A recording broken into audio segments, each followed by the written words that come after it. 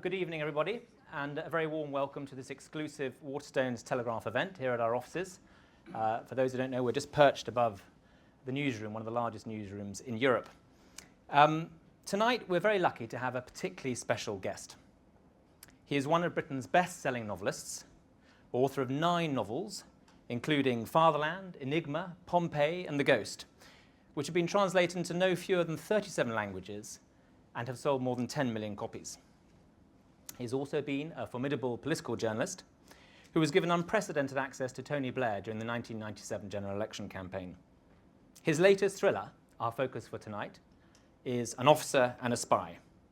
And it is a brilliant, compelling retelling of the Dreyfus Affair, one of the greatest miscarriages of justice of all time.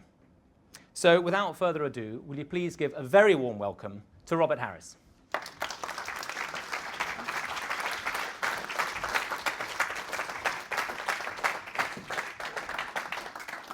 Thank you. Robert, I thought it would be helpful and possibly a bit of a cheat if we could just begin with a short history lesson. If you could just tell us a little bit, a brief resume about the Dreyfus Affair. Sure. Well, it happened, began in October 1894 when the French military intelligence discovered that someone was passing secret information to the Germans. They knew this because their ace spy, and one of the greatest spies in history, was the cleaner at the German embassy, Madame Bastien, who used to empty the waste paper basket of the German military attaché, Colonel Schwarzkopf, who was very incompetent and just used to tear things up and put them without military Prussian thoroughness in the waste paper bin. And Madame Bastien pretended to take them to the furnace, but actually spirited them out in paper sacks. These were pieced together, and they revealed such things as the fact that Schwarzkopf was having an affair with the Italian military attaché, Major Panazzardi, they would write to one another, "My dear bugger," "Top bugger number 1," and they'd use female names. He was also having an affair with the wife of the Dutch councillor, so he cast his favours wide. Anyway, one day, one of the things they pulled out of his waste paper basket and reconstituted was what became known as the bordereau, which was a covering note that had accompanied 5 separate items, documents that had been passed to the Germans. And this caused, it was anonymous, this caused a great upset in the French High Command, as you can imagine, and they set up a quick mole hunt, and they settled on Alfred Dreyfus, who not coincidentally probably was the only Jewish officer on the French General Staff. He was arrested. He was summarily court-martialed in a secret hearing. There were only 13 men in the room, 7 judges, and one of the men in the room was Colonel Picquart, the narrator of my novel. He was found guilty. There was no death penalty for treason, oddly enough, in Paris at that time, even though there were public executions until 1937 in Paris. But he was therefore degraded in front of 20,000 spectators. All the insignia of rank were ripped from him, with the crowd yelling death to the Jews and Judas. He was shipped to Devil's Island, which was opened specially for him, a tiny island only a quarter of a square mile, where he was left to rot with 5 armed guards who were forbidden to speak to him, and clearly the idea was that he would die quite soon. And that was the start of it, and everyone thought that that was the end of it. But in fact, Picquart, the observer at the trial, was appointed by the French Minister of War to be head of the special section, a statistical section, which had found Dreyfus and handled Madame Bastien. He became head of that section. And about 9 months after he'd taken over, Madame Bastien produced another document, and this showed there was still a German spy operating on French soil. And at this point, the Dreyfus Affair really begins, and it becomes a battle as Picquart tries to convince his superiors that they got the wrong man. Thank you. And George Picquart, the central character, as you say, whose eyes you tell the story through, as with the whole book, I mean, it resonates with modern parallels. He is, in essence, a whistleblower, like Sir Edward Snowden or Bradley Manning. What were the dilemmas facing him? I mean, he had this choice, didn't he, to make? Well, yes, Picquart was an extraordinary man, and the moment I came across him, it made me want to write the book. He spoke 6 languages. He was born in Alsace, in Strasbourg. When he was 16, the Germans invaded. He was caught up in the siege of Strasbourg. He saw the place destroyed in front of his eyes. His father had already died. The family were forced to flee to Paris. He had wanted to be a musician. He was a very gifted pianist, or possibly a surgeon. But the family had no money. He went to the military academy, paid for by the French Ministry of Defense or Ministry of War, became a very high-flying military man. He became, he spoke 6 languages, as I say. He went to fight in Algeria. He fought in Vietnam. He got the Legion of Honor. He was generally seen as one of the coming stars. He shared the anti-Semitism of many officers, especially those who came from Alsace, and he was therefore temperamentally highly unsuited to be a whistleblower. He was an insider who for more than 20 years had risen effortlessly through the French army, which was why they made him head of this super secret organization. So when he discovered that there was another spy, his first thought was that, and when he realized that this was the spy and Dreyfus wasn't, his first thought was to approach his superiors in the way that a good staff officer were and say, we've got a problem. And then to his astonishment, he found himself being told, you know, what does it matter to you if one Jew stays on a rock? Because this would have been such a vast embarrassment to the French army to bring him back. And so he found himself caught, really. And it took him a long time. It took him a year to finally, or nearly a year, to finally pluck up the nerve to tell what he knew to his lawyer, who was a childhood friend. He wrote a last will and testament. They sent him to North Africa and tried to send him on a suicide mission, in fact. And he wrote a letter to the French president to be opened in the event of his death.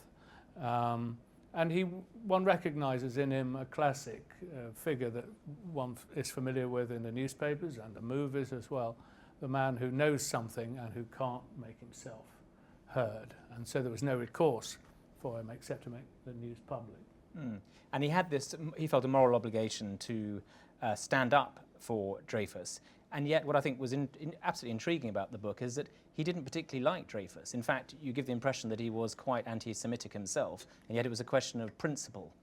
Going back to the modern parallels, the statistical section, this intelligence unit, sort of covert intelligence unit, working in crumbling offices behind at the back of the Ministry of War, it basically has sort of gone rogue, hasn't it? It hasn't got any real control and it's confused about what it's meant to be doing.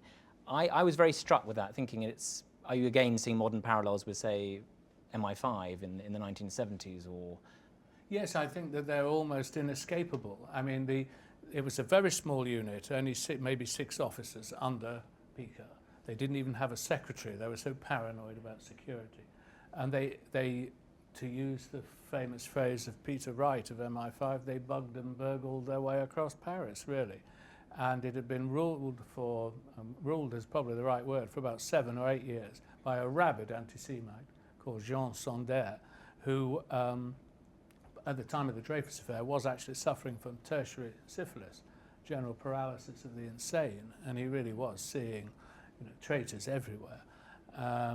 And it was out of control. He used the head of the statistical section used to have direct access to the Minister of War. So it was like almost a private channel between the two of them. It didn't officially exist, the unit. They didn't appear on the list of officers in the French army. It was that clandestine.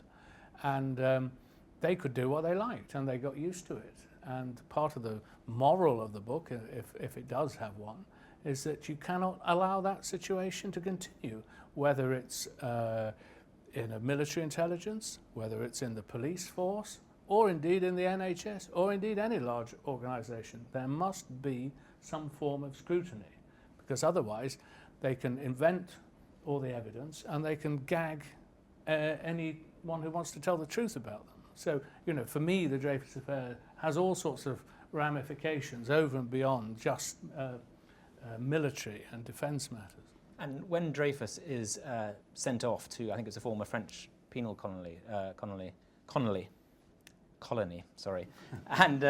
it's on Devil's Island off the South American coast. That again had sort of echoes of Guantanamo. Describe what sort of treatment he had to endure when he was on the island. Well, it was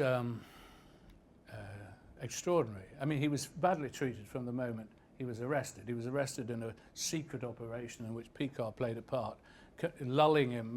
They sent him a message saying, "Please report to the French War Ministry in civilian clothes." Dreyfus wondered what this was about, but he walked in. Picquart met him, conducted him up to the chief of the General Staff's office, where he was arrested. He was in prison. He was offered a chance to shoot himself. They gave him a gun. He refused to do it. He was shipped off then to a military prison.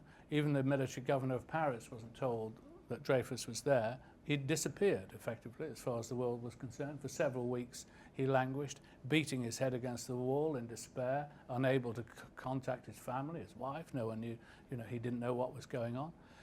Then he was brought before this tribunal, where he was convicted on the basis of evidence passed to the judges that wasn't shown to him or the defence, which Picquart discovers is indeed a dodgy dossier, even dodgier than certain other dodgy dossiers. And then he was degraded in front of this baying mob. Then he was shipped in a freezing cattle truck to Brittany and put on a warship, taken to the sweltering heat of the tropics. He was left in the warship for several days below decks, not allowed out, cooking really in a steel box. Then he was in another prison for 30 days without being allowed out.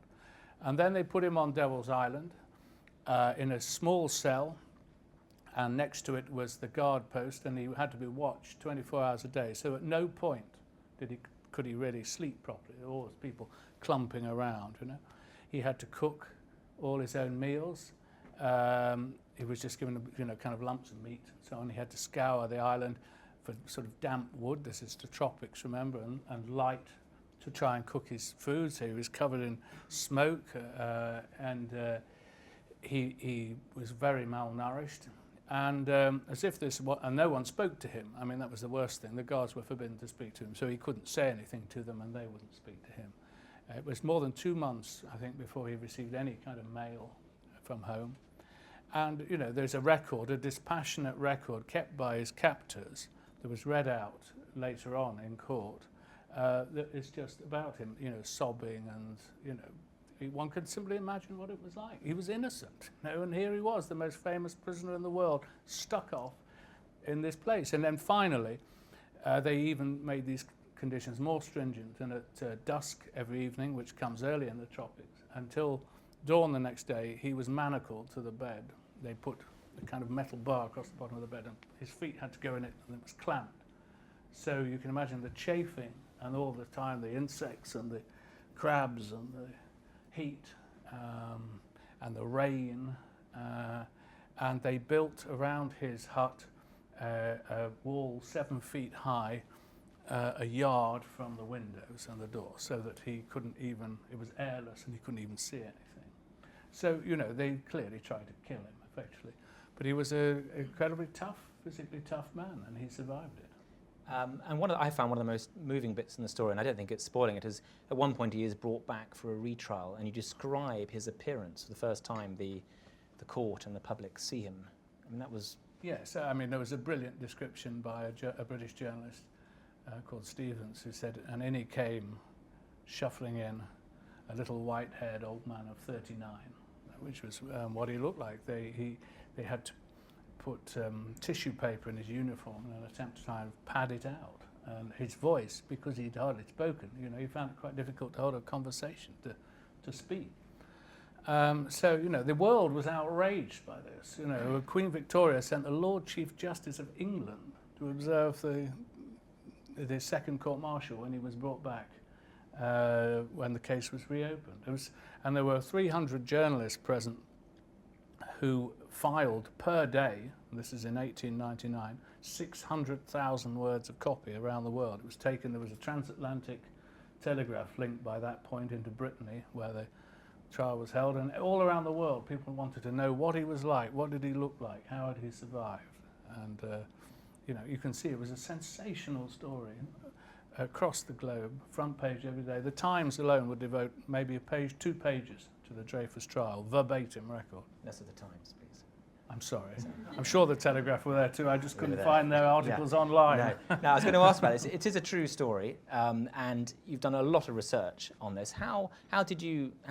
What was your main sort of? Where did you do your main research? Was it online or was it?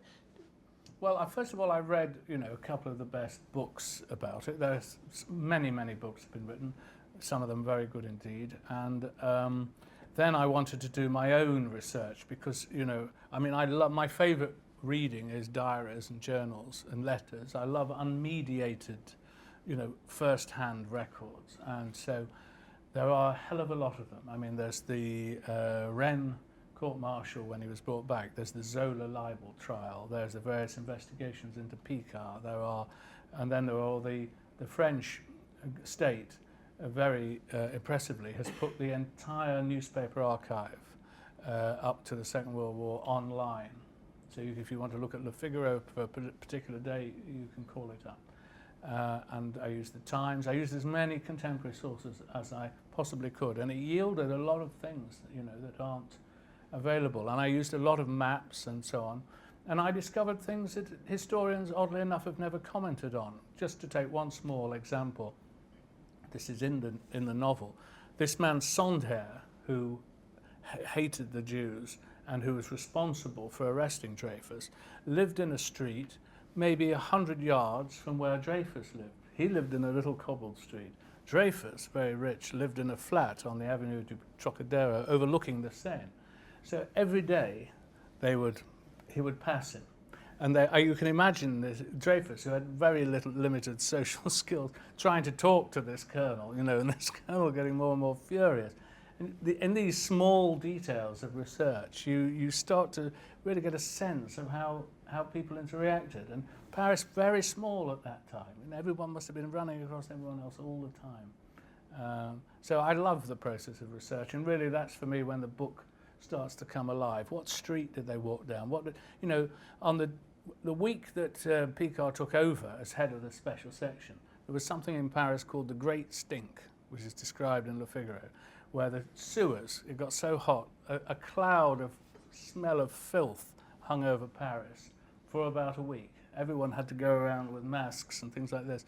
That sort of detail, is not in any book about the Dreyfus Affair. But if you read the press at the time and you know where Picquart's going, that must be happening, which is a great metaphor for a novelist, really, for taking over this section.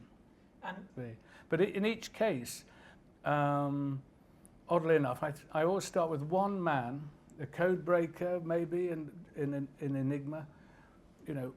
What did you do? I mean, what physically did you do? One of my favourite features in journalism, sorry to say the name, is in the Sunday Times, that a life in the day of. The endless fascination with the minutiae of someone else's daily routine. So to say to a code breaker, I'm not interested in Rommel and all the rest of it. Tell me, what time did you get up? How did you get into Bletchley Park? Where did you sit? What did you actually physically do? Where did you hang your hat?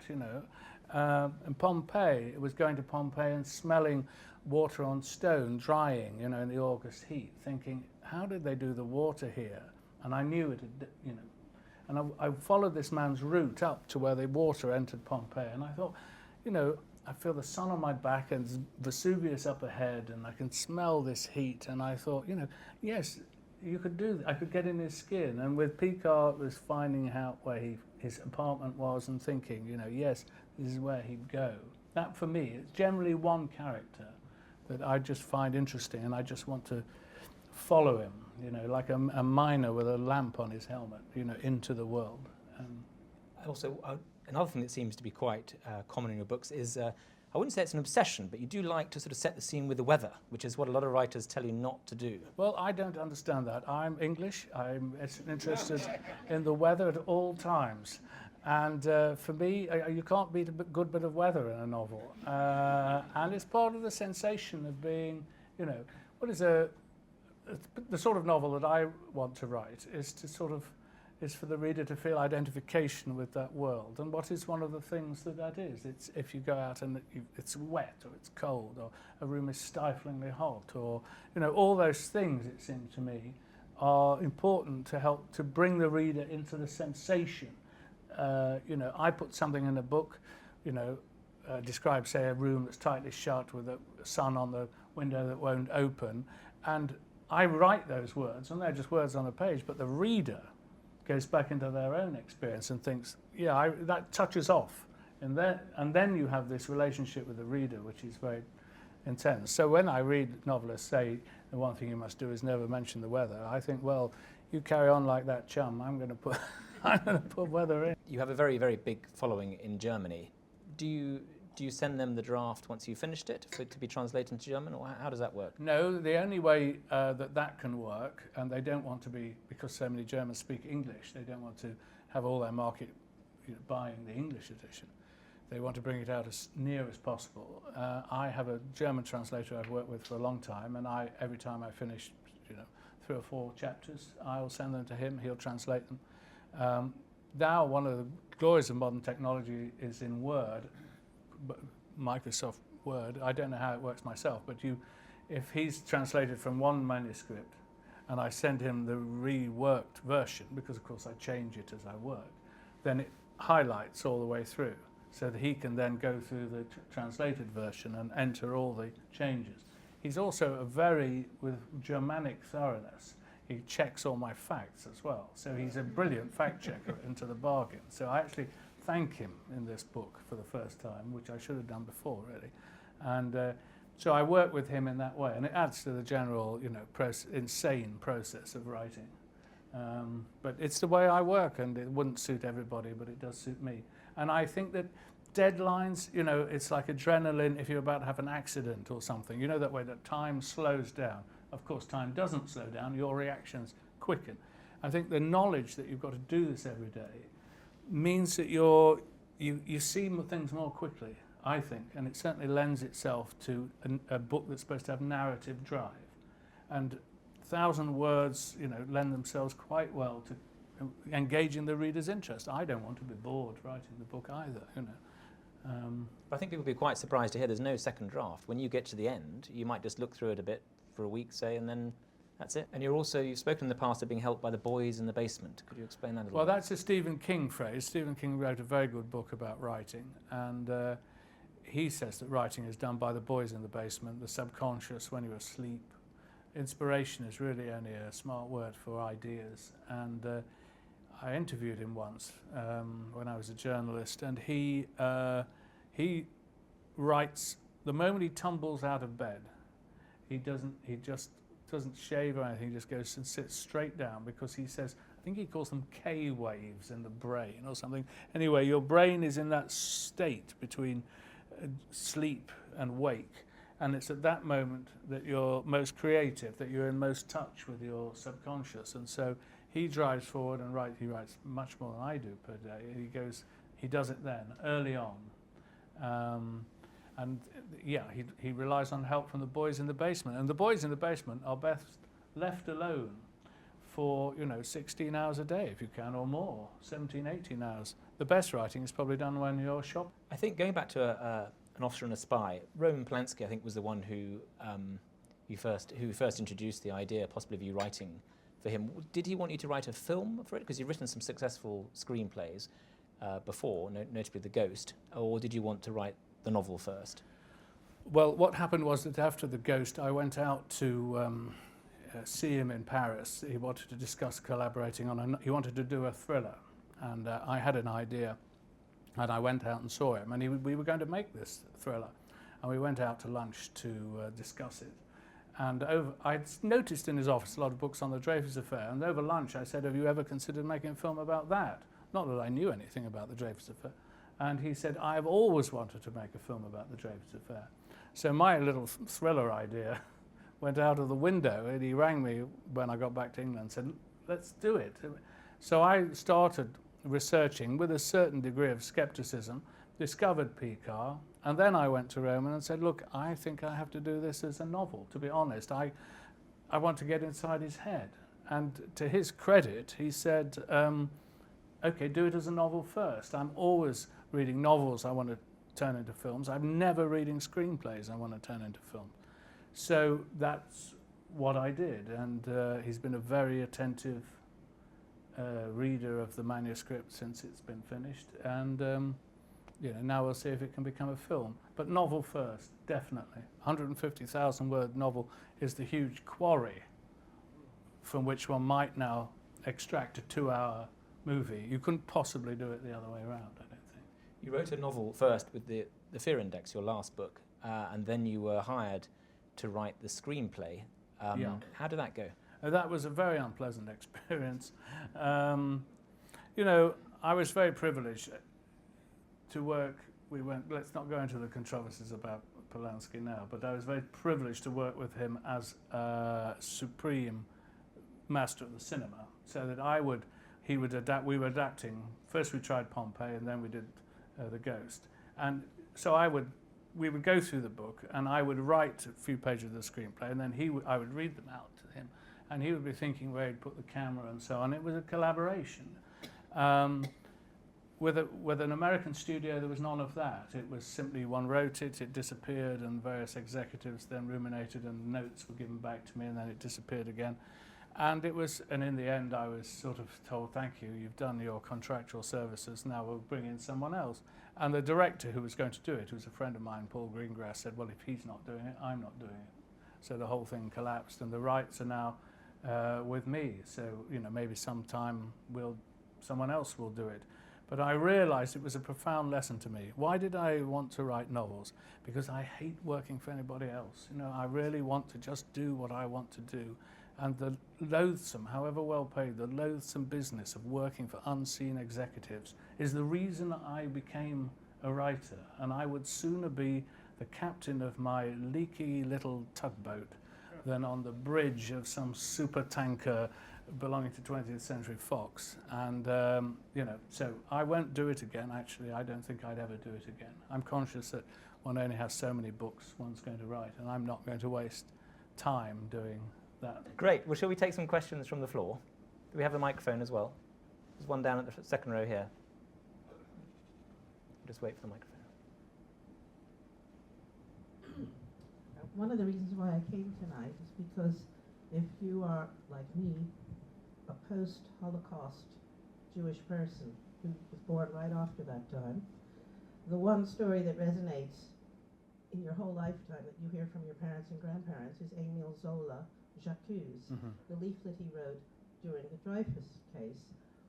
And it is believed amongst Jewish people of my generation and my parents that that was the event that started the Zionist movement, that Weitzman and several other people who wanted a homeland for the Jews had had enough of anti-Semitism.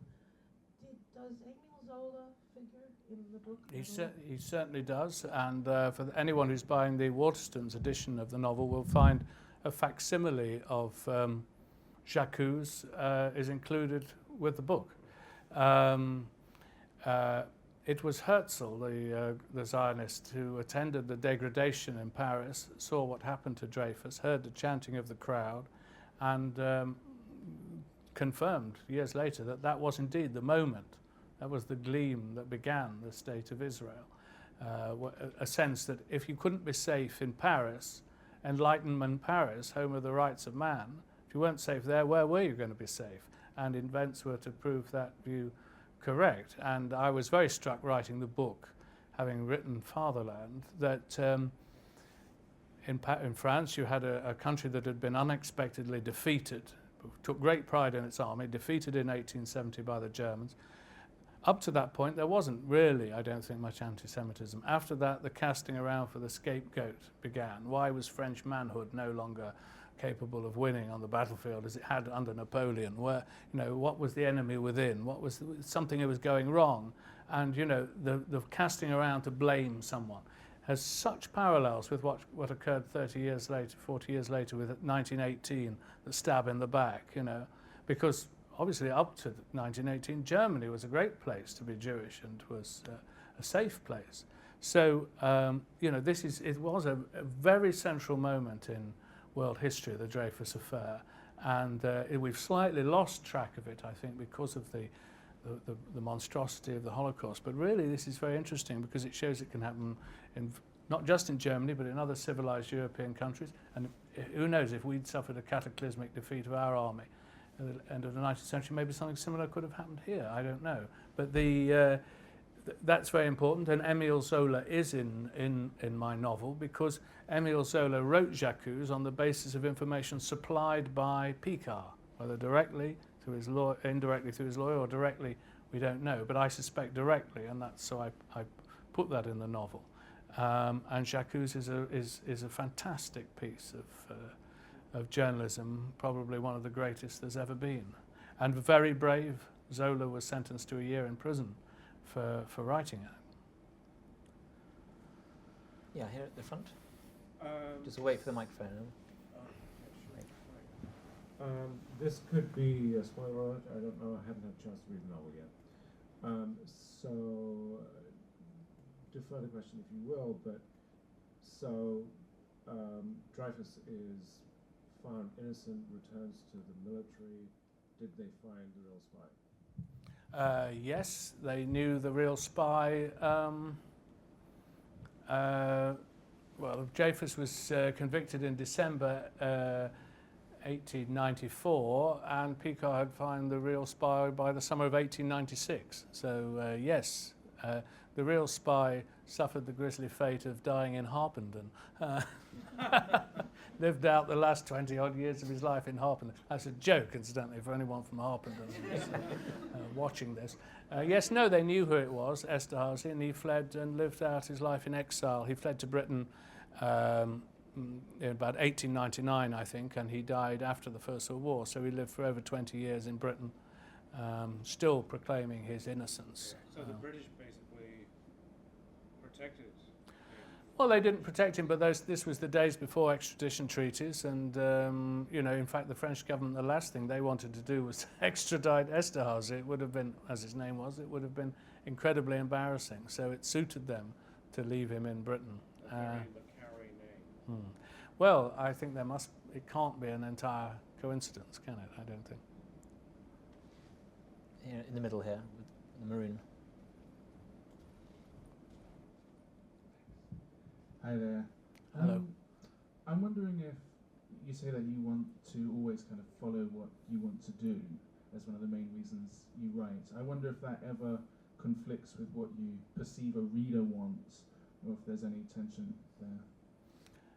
Well, no. To be honest, I'm not trying to paint myself in any shining light, but I think that any writer will tell you that the only way you can write a decent book is to write what you want to write.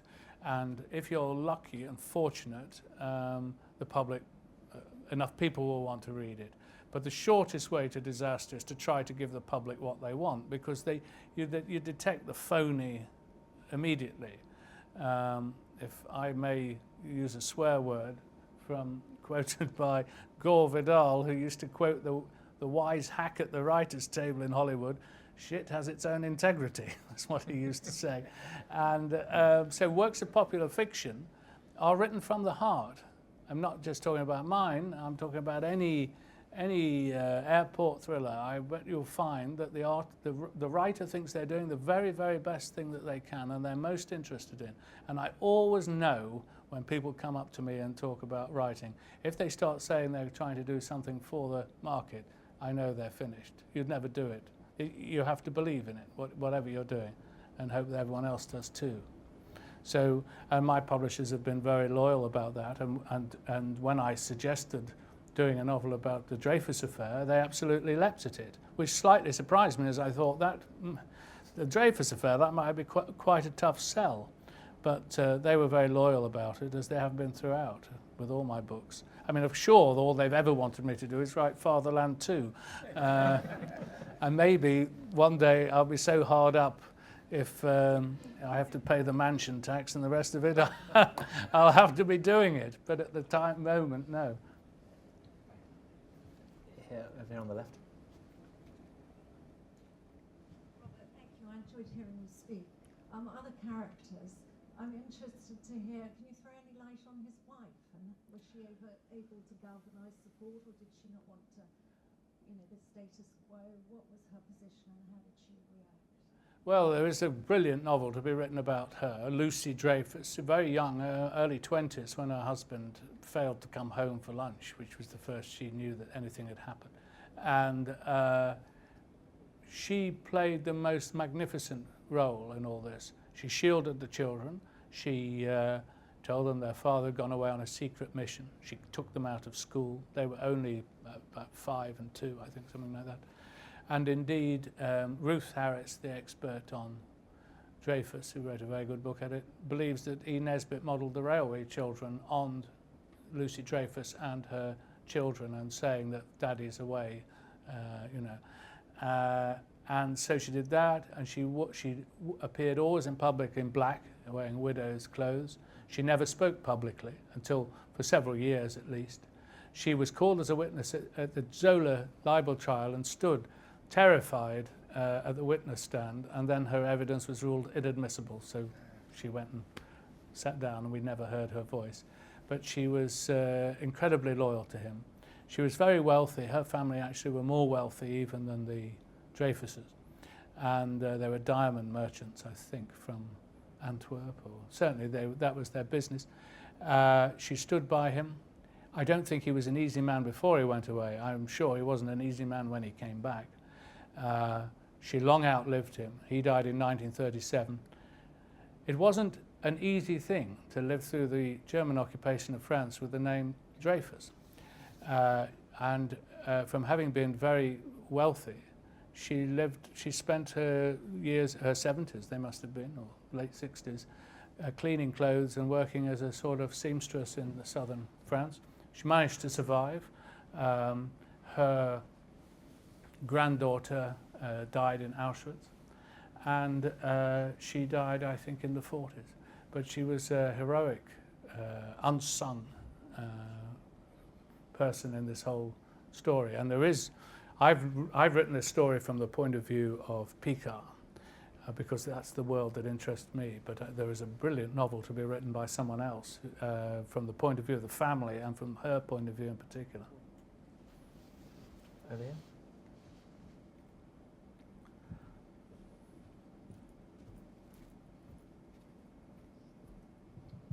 Do you think the Dreyfus Affair has had a lasting impact on French society? And to that end, how do you anticipate the novel will be received in France itself? Well, it certainly had a seismic effect on French society. There's no doubt about that. Indeed, the separation of church and state came directly out of the Dreyfus Affair.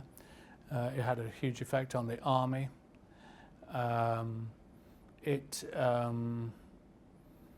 lingered on for decades, and for decades there were still plenty of people who thought that Dreyfus was guilty. And perhaps the single most startling thing in the novel, in a way, is a footnote I put in. One of the men who was most responsible for secretly imprisoning Dreyfus and berating him and interrogating him and all the rest of it was a man called Colonel Dupaty Duclam. And at one point, my hero, Picquart, goes to see him in his apartment as the whole case is unraveling, and goes to see him to say, ask him, what on earth were you doing? And there's a photograph, I couldn't resist this, in Dupaty Duclam's apartment of himself and his wife and a baby. The baby is 1 year old at this point, and I couldn't resist the footnote which says Charles Dupaty Duclam, 1894 to 1947, head of Jewish affairs in Vichy. So yes, there is a sort of continuum there. As to how the novel will go down in France, I wouldn't like to say. I can hardly begin to guess. On the one hand, the system in the end worked.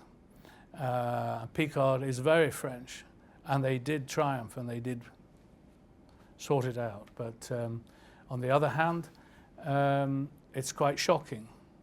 And I cannot, although I'm not one of those who said the British are wonderful, we'd never have done this, that and the other, I cannot imagine the circumstance in which the British would have laid on 20,000 people watching while someone had their insignia stripped from their uniform. I mean, that is quite a shocking thing. Or the burning of the books. Zola's books were burnt on the banks of the Seine. You know, a strange prefiguring of what was to come later. It's quite startling, I think, quite shocking. But, you know, I don't think one can make glib, you know, one can't be glib about it. As I say, you know, they confronted it, they sorted it out, and they made it straight in the end.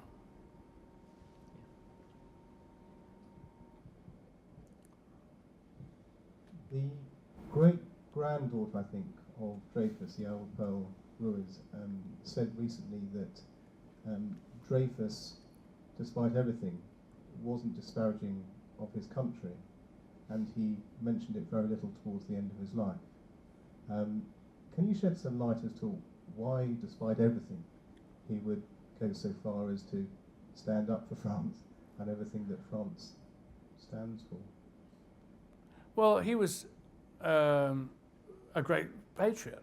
He fought in the First World War. In fact, he returned to the army and fought in the First World War. And I think that he wanted no pity. I think he was a difficult man, Dreyfus. I think most people, he even acknowledged it himself. And there was this scene in his second court-martial where they read out what had happened to him, the terrible afflictions that he'd suffered. And even the French general staff were, according to witnesses in court, shocked and shifty when they heard this. And then the man in charge of the president of the court said to the Dreyfus prisoner, "Do you wish to say anything?" He said, "I have no wish at all to comment on the conditions in which I was kept. I've come here purely to clear my name for myself and for my children." And that's all he said. He wanted no, you know, and that's very, that's something about the man, and it's something about Picquart himself, that it was a matter of doing duty, you know. It's almost a kind of attitude we've lost. I don't know that people think like that anymore. One of the difficulties of writing a novel like this is to think how that generation were about these things, the stoicism, the kind of, you know, keeping quiet about things, not making a fuss about it, you know, that sort of thing. There wasn't a lot of weeping and wailing. That's quite different to our own age, where, you know, every time you turn on the television, someone's blubbing on a singing competition or something. So, you know, I think he was a very impressive man. I mean, is the truth of it, and a loyal French patriot. Are there any more questions? One more here. We'll take these last two, and then we'll. I heard your interview on the Today programme, and you made again the point about the one thing that you really impressed on you was the need for scrutiny of public institutions. And I was just, and of course you explained how you chose this book because of Picquart. What about the things that you might have learned happens to people, and now you were touching on it, the people today who want to be like Stephen Lawrence's mother, all the people that want to have Zola write an article in the paper about some injustice. Would you say that it's the newspapers that do it, or bold people, brave people? What is the answer to what you found out after doing all this research? Well, I think what I feel most, I mean, by and large, the papers will print a good story if it comes along. There isn't a conspiracy to suppress a story. The question is, how do you get hold of the intelligence in the first place? How do we discover exactly what is going on? And as I say, I don't just mean here the intelligence or the police. I mean any big institution. How do we find out what they're doing? And we have to rely, I think, in the end, on brave individuals who are willing to come forward and be derided and denounced and traduced and given, torn to pieces in public. First of all, totally agree with you about weather. I'm a big U-boat weather fan. First question is, I don't think the DVD of Fatherland did really enough credit to the book. And the first question is, if someone were to remake that, would you be up for that being remade? The second question is, I notice in Officer of Spy, you've written it first hand in the first person. I think your first books I've read of yours are all in the third person, which I've really enjoyed. This, to me, would be a departure. Is there a particular reason why you wrote it in the first hand as opposed to the third person? Well, as to the first, I can't stand the film of Fatherland, I'm afraid. It's not very good. It has clunking plots, twists and the rest of it. Well, not even twists. That's a plot M1s, I would say. And so I'm not keen on that, and I don't have the rights. There are, from time to time, there is talk of remaking it. The Germans were going to remake it, which would be fascinating. And I hope that one day that happens. Your second point was about first person. Well, actually, I've written 3 novels before this in the first person. 2 Cicero's novels, which are written from the point of view of his secretary, and The Ghost, which is written from the point of view of the ghostwriter. With this one, when you take a story that's so much based in fact, and this book is almost entirely factual in terms of the main events that occurred and the characters. If I do that in the third person, then I really am so close to simply writing a costume drama where it's just like a work of history. I had to somehow to elevate it into make it distinctive. And the best way to do that, I thought, was to do it invent the personality of Picquart and pretend that he wrote a memoir immediately after the event, which he then put in a bank vault to be read 100 years after his death. 100 years after his death is January 2014. So that's my view, that in my mind, the way I was able to convince myself to write it, I thought that is what I'm writing. And that, I think, what unlocked the book for me. It made it, personal and particular, and not just a recitation of fact.